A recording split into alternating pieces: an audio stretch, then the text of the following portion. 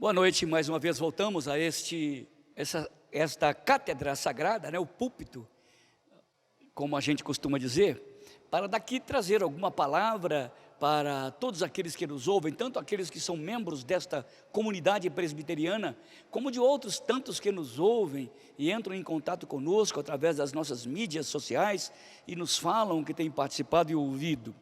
Este é um culto de celebração.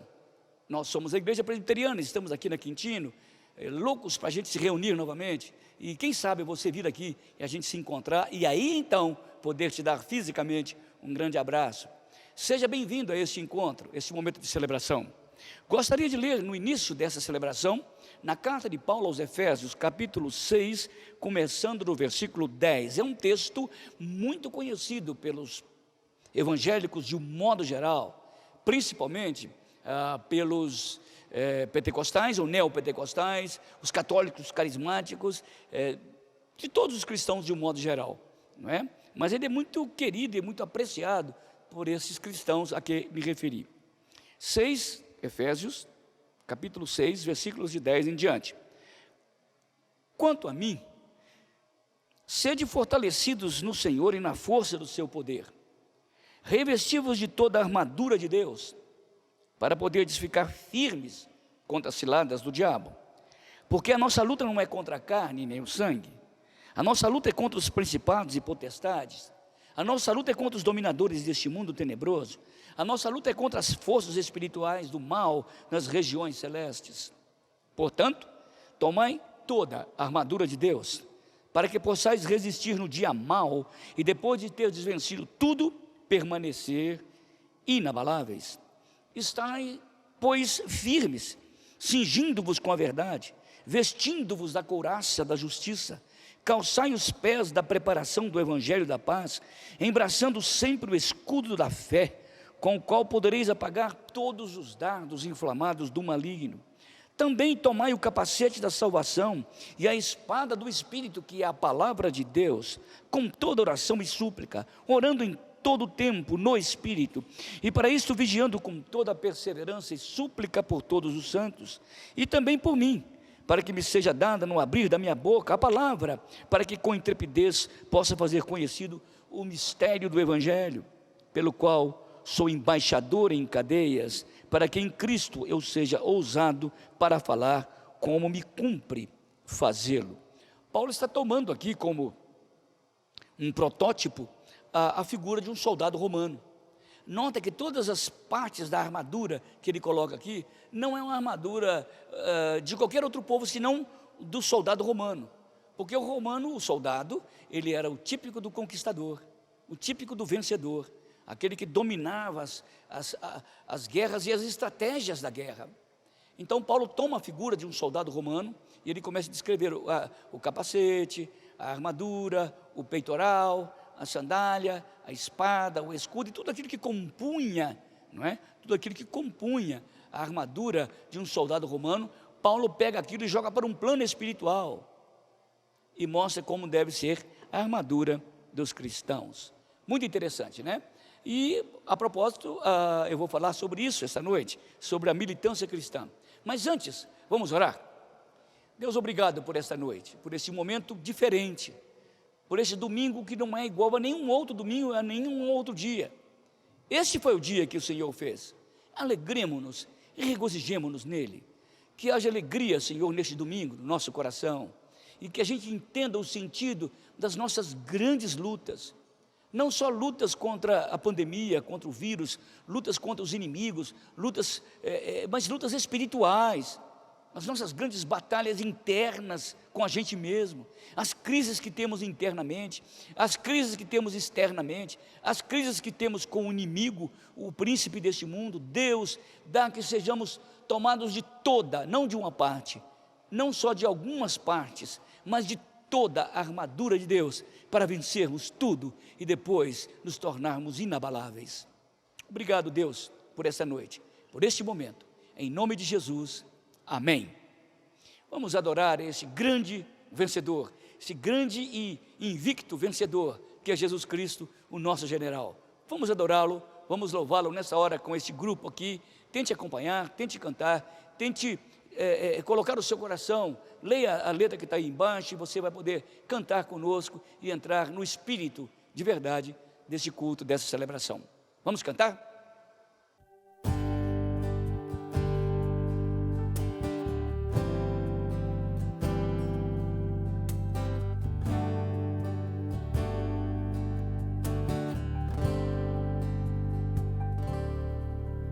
Há momentos que na vida pensamos em olhar atrás. É preciso pedir ajuda para poder continuar. E clamamos o nome de Jesus. E clamamos o nome de Jesus. E clamamos o nome de Jesus. Ele nos ajuda a carregar a cruz.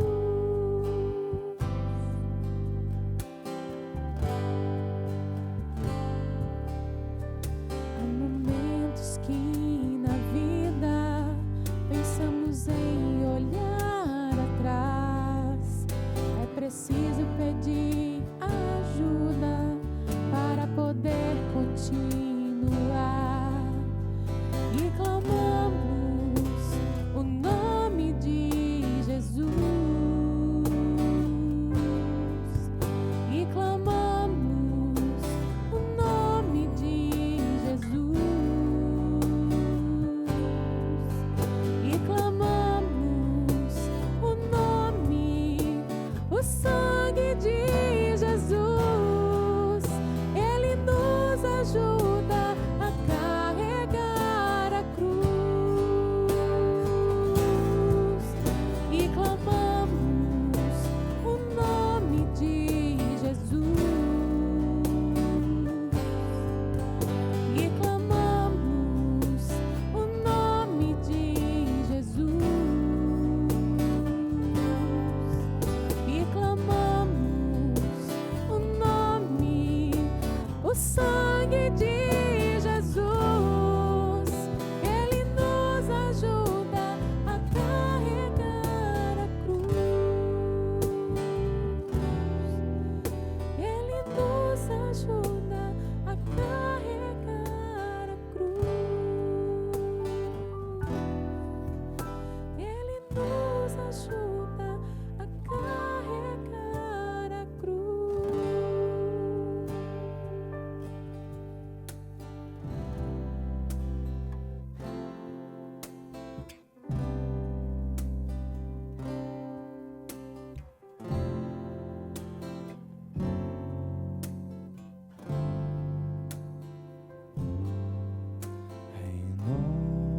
Renova-me, Senhor Jesus. Já não quero ser igual.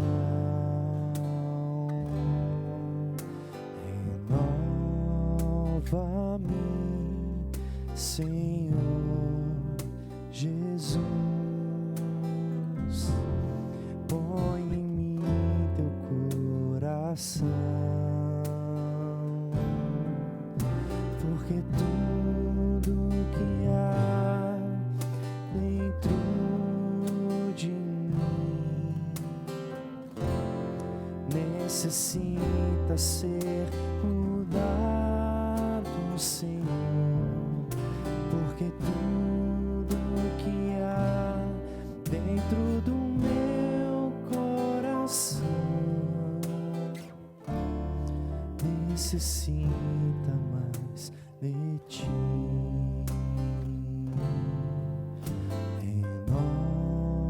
Renova-me, Senhor Jesus. Já não quero ser igual.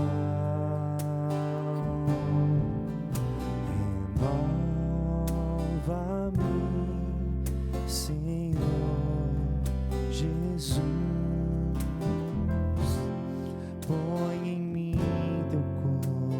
coração,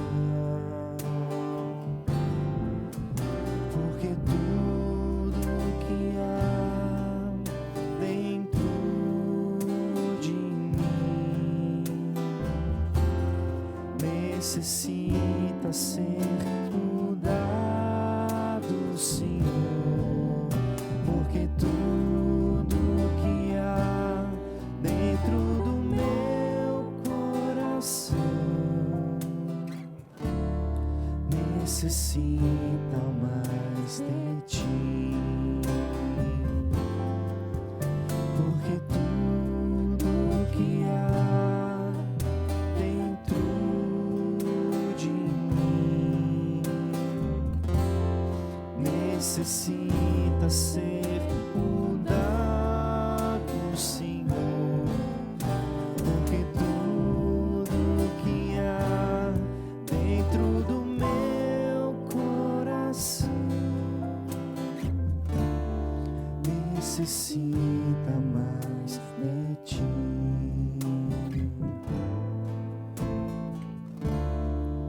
necessita mais de ti,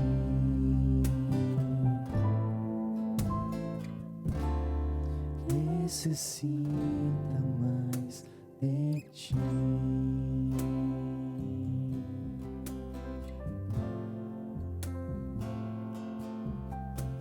Olá, gente, vocês que estão participando do culto conosco, quero trazer uma palavrinha para vocês sobre o nosso sistema de arrecadação.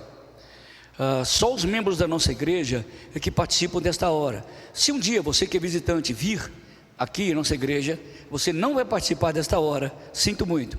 Se você quiser participar, deve se tornar membro da igreja para saber como nós recebemos, como nós administramos os nossos bens. Claro que precisamos de dinheiro, ar-condicionado, secretaria, departamento, as pessoas que trabalham conosco, pastor, todos nós precisamos.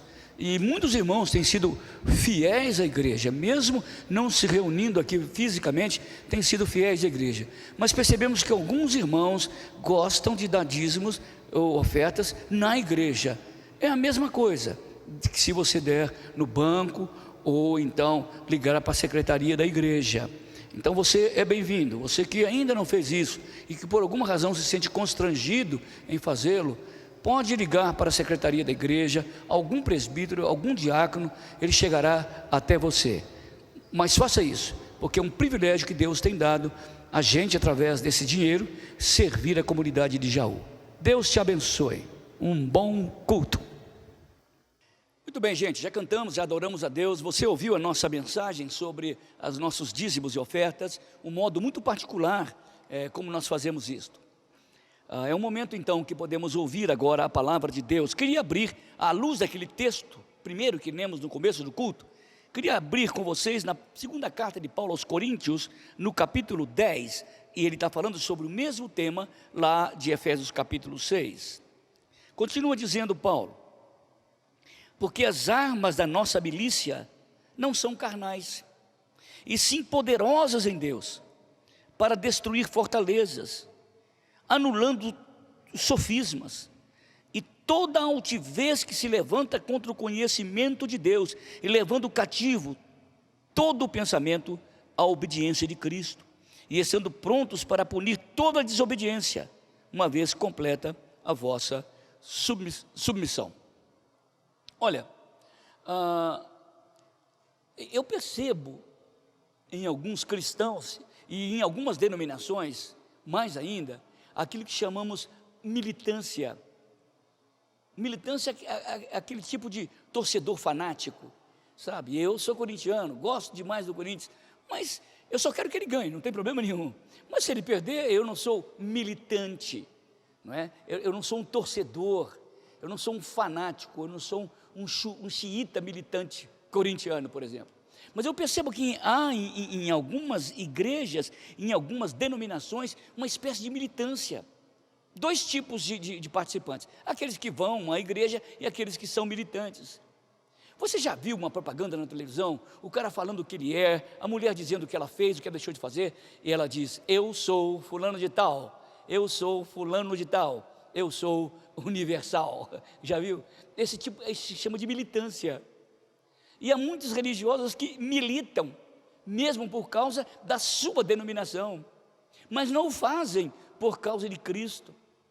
Como há muitos militantes cristãos que militam a favor de um partido A ou B, mas não fazem com a mesma veemência quando se diz respeito a Cristo. Há muitos que militam a favor da ecologia, há muitos que militam a favor de não comer carne. Não há problema nenhum ser militante. O problema é quando isso toma o lugar de Cristo no nosso coração. E, infelizmente, muitos fazem da sua igreja, do seu rótulo, da sua placa, a sua militância. Lembra quando o Estevão Hernandes foi preso porque estava dando golpe financeiro nos Estados Unidos? É impressionante como os cristãos se dividiram, ambos militantes, tendo o maior prazer de ver a igreja renascer cair naquela situação terrível, e o outro, dentro do grupo de renascer, fazendo militância. Algumas pessoas, eu era pastor em São Paulo, me procuravam, está vendo o que aconteceu com a renascer? Olha bem, mas sentiram um prazer naquilo, tremendo. Na verdade, eles não só estavam destruindo uma igreja cristã, não me importa os erros, querendo destruí-lo para defender a sua, para dizer que a sua não faz isso. Isso é militância, e das mais feias, das mais réprobas.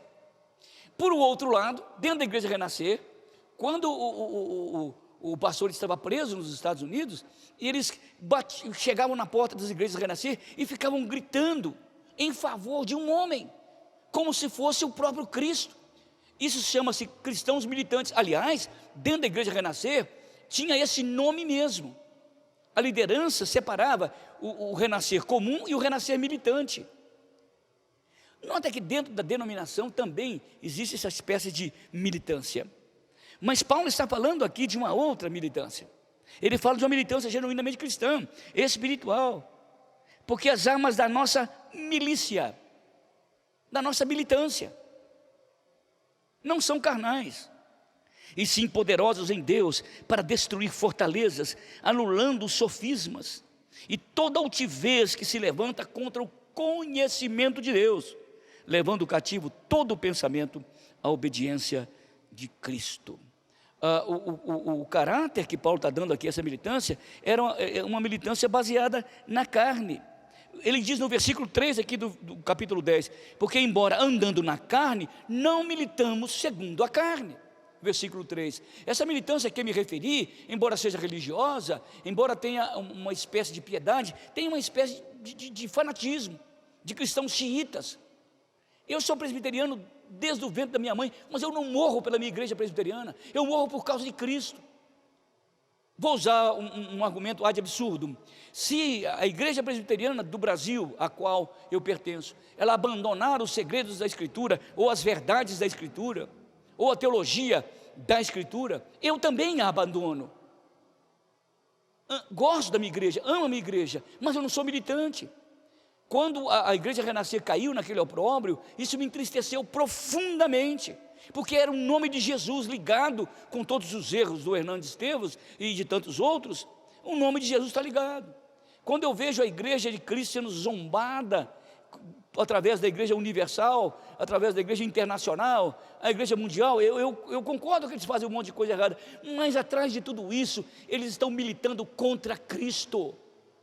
Na verdade, eles não estão querendo atingir nenhum líder religioso, eles querem desmoralizar o evangelho, embora esses líderes deem oportunidade para isso. Mas o que me entristece é que a gente não consegue enxergar a militância carnal dentro da igreja e contra a igreja ao mesmo tempo.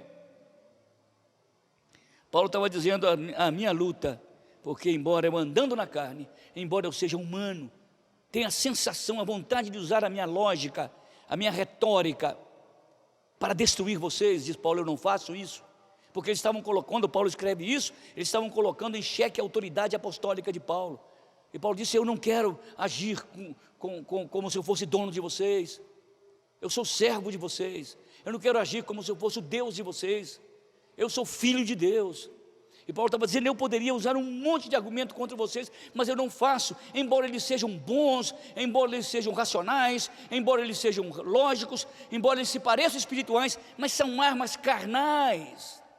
Quando nós tentamos usar estratégias humanas no mundo espiritual, sempre somos derrotados. Paulo estava dizendo, embora eu ande na carne, sou humano, eu não milito segundo a carne. A minha militância é espiritual. O que ele estava dizendo, embora eu tenha uma natureza física, sou frágil, fisicamente ele era muito frágil mesmo, embora eu não tenha grandes dotes físicos, embora eu seja adâmico e humano, eu não uso essas armas. Eu não quero viver dessas armas. Eu não uso a mesma estratégia que vocês estão usando aí em Corinto, torcendo a minha palavra, dizendo o que eu não disse, falando o que eu não fiz. Eu poderia usar uma réplica cheia de argumentos retóricos e jurídicos, mas eu não quero fazer isso, porque eu não sou militante da carne. As nossas armas são poderosas para destruir fortalezas, para anular sofismas. É isso que Paulo estava dizendo. Então Paulo estava falando que ele usava os argumentos de Deus, a força de Deus, o vigor de Deus, as armas de Deus.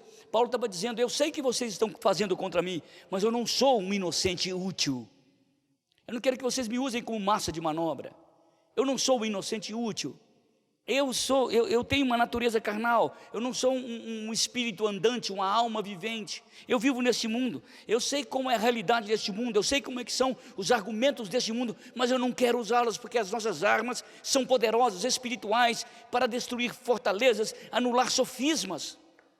Extraordinário o que Paulo está dizendo. E não pensem que eu sou qualquer um inocente.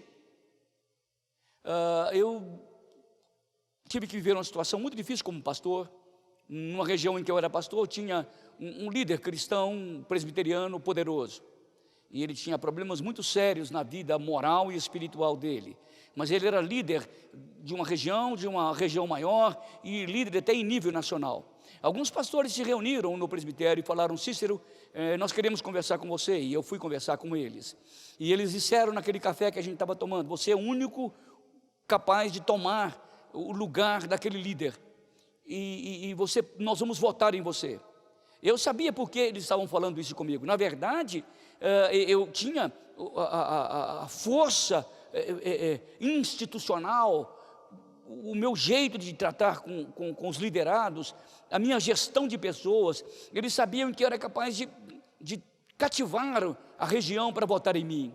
Mas o interesse deles, eu disse claramente para eles naquele dia, o interesse de vocês é político. O meu interesse em me candidatar é interesse moral. Eu sei porque vocês estão fazendo isso. Vocês não me estão usando como inocente útil. Eu não sou. Embora eu seja carnal, eu sei como é que funciona isso, mas eu não quero usar as armas que vocês fazem. Vou aceitar a estratégia por causa de ordens espirituais e morais da igreja e não política. Eu não quero ser dono, eu não quero ter poder, eu não quero ser o dono de nada. Tanto que eu nunca almejei ser presidente de nada. Eu sou presidente do conselho por circunstâncias constitucionais. Eu disse para eles isso, e então, na verdade, aconteceu tudo aquilo, e foi muito difícil. Eu perdi um capital político dentro da minha igreja muito grande, tá? Muito grande. Eu sabia que isso ia acontecer, porque esse líder tinha influência na igreja, no presbitério, no sínodo, no Supremo Concílio, nos seminários. Eu sabia que eu ia perder um capital político, e perdi. Mas eu sabia que o que estava acontecendo, eu não me tornei massa de manobra. Eu fiz porque tinha que fazê-lo. E usei as armas que eram armas espirituais. Claro que eu me baseei na Constituição. Eu sou um homem de concílio, de Constituição. Mas nunca me fiz valer pela Constituição para destruir, tirar simplesmente um cargo do outro. E infelizmente isso acontece muito, isso estava acontecendo lá na igreja de Corinto, acontece muito dentro das igrejas conciliares, e isso é muito triste e é muito terrível. Paulo diz, eu não sou um inocente útil, mas as minhas armas não são armas carnais. Lembra? A estratégia de Saul qual era? Colocar em Davi uma armadura de soldado. Uma armadura corretíssima, perfeita. Quando Davi colocou aquela armadura, disse: isso é bom para você, Saul, isso é bom para os seus soldados, mas não é bom para mim. Eu não tenho costume de usar essas armas, eu uso um outro tipo de arma, eu tenho um outro tipo de força, que vocês dizem que talvez seja uma fraqueza, mas nas mãos de Deus é forte e é poderosa. E ele chega diante de Golias e diz: você vai cair com a funda que eu tenho na mão, porque essa funda eu vou com ela em nome do Senhor dos Exércitos. Era um outro tipo de arma, era uma estratégia espiritual, era uma estratégia para derrubar um gigante que as armas humanas e carnais não poderiam. Quantas nações têm caído, quantos poderes têm caído com a oração do povo de Deus. Tenho visto impérios caindo, poderes políticos, religiosos, poderes sociais caindo, se esboroando, impérios se esboroando, riquezas se esboroando, quando a igreja está em oração, quando a igreja usa a funda de Davi, não as armaduras de Saul. Paulo estava dizendo: a nossa estratégia, a palavra no grego é essa mesmo, a nossa estratégia não é carnal, ela é poderosa para destruir fortalezas. O versículo 4 diz: porque as armas da nossa milícia não são carnais, e são estratégias ou armas espirituais. Antigamente eu andava segundo o curso deste mundo, conforme Efésios 2:2. Eu sabia manejar, andar neste mundo. Eu sabia das curvaturas do rio, das sinuosidades do rio. Mas agora eu fui tirado de lá. Eu não ando mais segundo o curso deste mundo. Eu ando segundo agora o caminho do Senhor. E as armas que Deus nos dá, elas são poderosas para destruir fortalezas. O nosso curso do mundo é outro curso, é outro mundo, é outra estratégia, é outra arma. Paulo estava dizendo: as nossas armas são poderosas para destruir fortalezas. Lembra das fortalezas que os romanos destruíam? Eles pegavam aqueles arietes. Arietes são aquelas madeiras, aquelas toras, né? Um ariete é uma tora daquela. Então os soldados romanos pegavam aqueles arietes e enfiavam com toda a força naqueles portões imensos, e eles se esboroavam, arrancando os tijolos que estavam ao lado, e as fortalezas caíam. As nossas armas fazem isso, são como arietes do poder de Deus, para destruir as fortalezas, para destruir a força da carne, as forças de Satanás, as forças imperiosas que trabalham contra nós. Usamos a estratégia divina e não a estratégia humana. Usamos a estratégia de Davi, porque com ela o gigante vai cair. Não somos espíritos andantes, nem almas viventes. Nós não estamos fora da realidade. Não somos outsiders, não vivemos fora do mundo. Nós estamos aqui no mundo, vivemos aqui no mundo e sabemos como são as armas do mundo, mas nossas armas, as nossas estratégias são espirituais, poderosas para destruir fortalezas e anular sofismas, verdades que parecem mentira.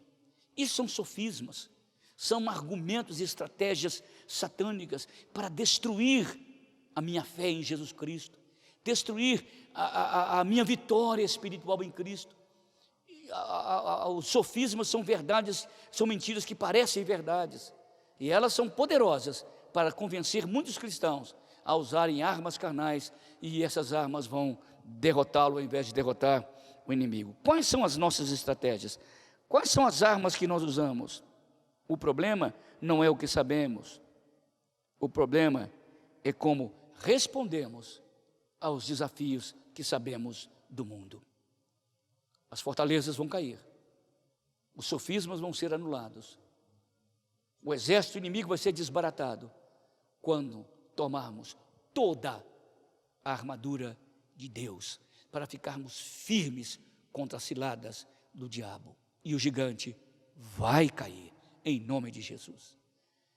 Bom, gente, legal falar com vocês. Deus abençoe. Essa noite foi uma noite muito especial para a nossa vida, e a gente se alimentou da palavra, foi desafiado a usar as armas da palavra, e Deus vai te dar vitória essa semana, em nome de Jesus. Pai querido, obrigado por esta hora, obrigado por esse tempo, obrigado porque o Senhor tem nos ensinado, nos dado mente espiritual, mente cristã, mente de Cristo, para pensarmos, criarmos estratégias espirituais, para vencermos os grandes embates que estão ao nosso redor e que estão dentro de nós. Dá-nos a estratégia divina, Senhor, dá-nos as armas divinas, Dá-nos a capacidade e a perícia para usarmos essas armas, para que as grandes muralhas caiam, as fortalezas caiam, os sofismas sejam anulados e Cristo seja vitorioso na nossa vitória. Cristo seja glorificado na nossa glória. Cristo seja honrado na honra que por acaso recebemos deste mundo. Em nome de Jesus, o grande e invicto Cristo. Amém. Bom, gente, Deus abençoe vocês. Amanhã, domingo que vem, eu vejo vocês e um grande abraço. Que a graça do Senhor Jesus Cristo, o amor de Deus, o nosso Pai, a comunhão e o poder do Espírito, que é capaz de destruir fortalezas e anular sofismas, estejam com vocês e com todos nós que não andamos na carne, mas militamos conforme a estratégia do Espírito, hoje e pelos séculos dos séculos. Amém. Deus abençoe, boa semana. A gente se vê no próximo domingo, se Deus querendo. Um abraço.